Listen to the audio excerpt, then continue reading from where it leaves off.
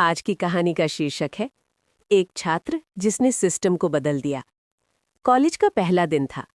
Classroom में शोर था, नई उम्मीदें थीं और बोर्ड पर बड़े अक्षरों में लिखा था, अनुशासन ही सफलता की कुंजी है। पिछली बेंच पर बैठा आदित्य चुपचाप ये सब देख रहा था। उसके लिए ये सिर्फ एक और इमारत थी जहां नियम ज्यादा थे और समझ कम।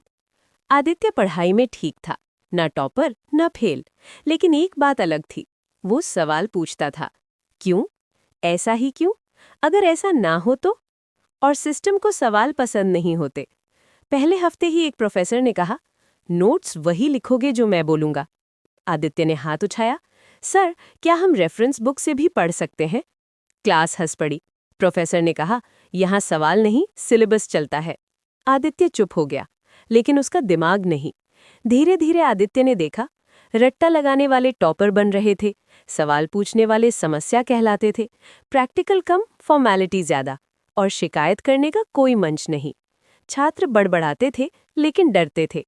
नंबर कट जाएंगे, अटेंडेंस जाएगी, टारगेट बन जाएंगे। एक दिन आदित्य की दोस्त नेहा रोती हुई मिली। उसका प्रोजेक्ट, जिस पर उसने हफ्तों काम किया था, बिना देखे रिजेक्ट कर दिया गया था। कारण, फॉर्मेट सही नहीं है। आदित्य ने पहली बार कहा, ये गलत है। उसने कॉलेज पोर्टल पर फीडबैक सेक्शन ढूंढा। वहां सिर्फ एक लाइन थी, आपका सुझाव हमारे लिए महत्वपूर्ण है।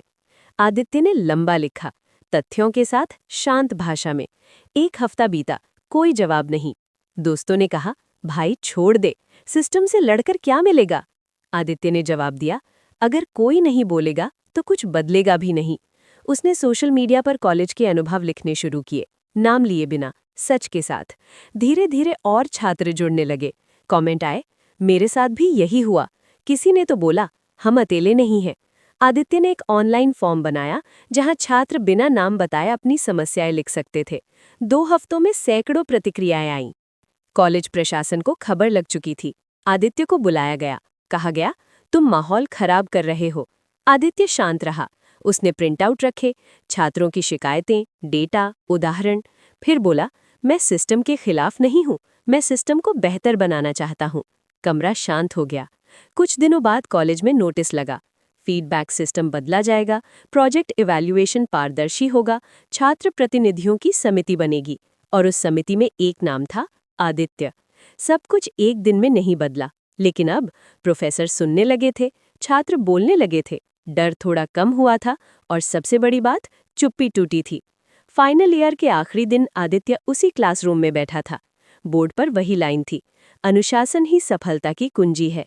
आदित्य ने नीचे लिखा, और सवाल, बदलाव की। कहानी की सीख, सिस्टम लोगों से बनता है, और जब एक छात्र सवाल पूछना बंद नहीं करता तो सिस्टम को खुद को बदलना पड़ता है।